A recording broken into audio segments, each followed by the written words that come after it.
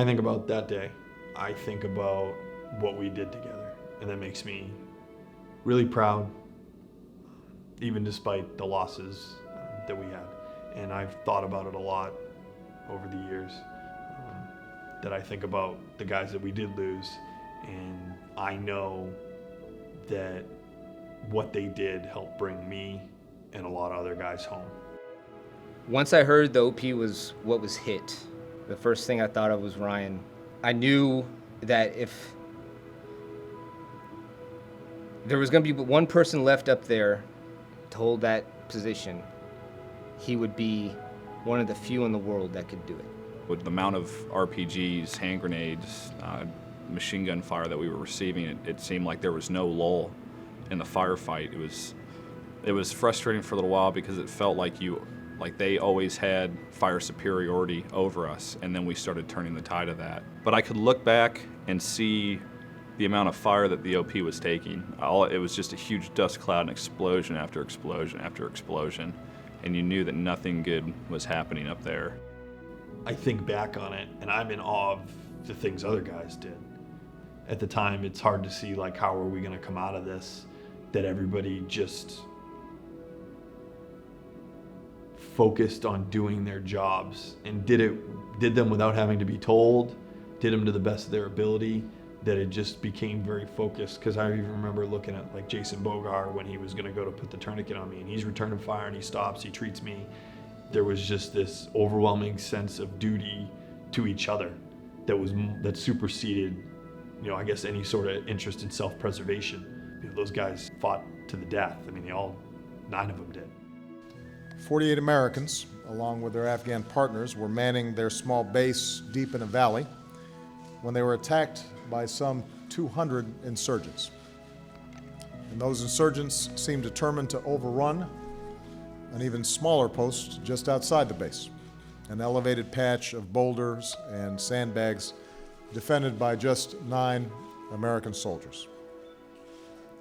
Soon, under the relentless fire, all 9 of these men were wounded or killed.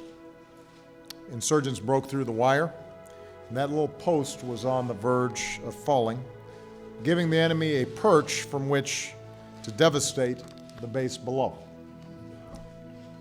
Against that onslaught, one American held the line. Just 22 years old, nearly surrounded, bloodied but unbowed, the soldier we recognize today with our nation's highest military decoration, the Medal of Honor, Staff Sergeant Ryan M. Pitts. Valor was everywhere that day. I've said that a bunch of times. A lot has been said about the greatest generation, and I concur. World War II era vets really saved our worldly society from devastation. But we have a pretty doggone great generation as well.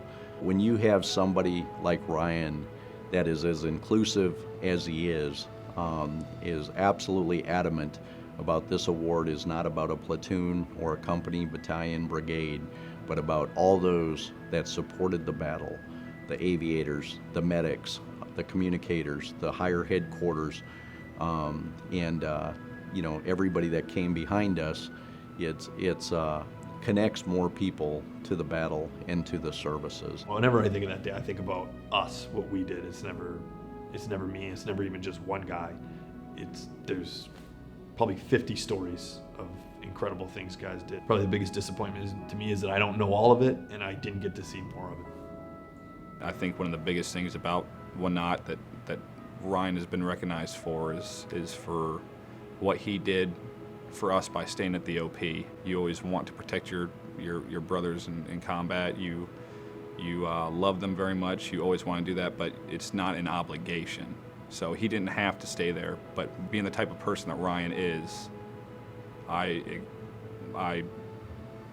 couldn't see him doing anything else. It's what he was prepared to give his life to do, and all the other guys, all the 9 guys that we lost, felt the same exact way. As one of his teammates said, had it not been for Ryan Pitts, that post almost certainly would have been overrun. As the insurgents moved in, Ryan picked up a grenade, pulled the pin, and held that live grenade for a moment, then another, then another, finally hurling it so they couldn't throw it back. And he did that again, and he did it again. Unable to stand, Ryan pulled himself up on his knees and manned a machine gun. 8 American soldiers had now fallen, and Ryan Pitts was the only living soldier at that post.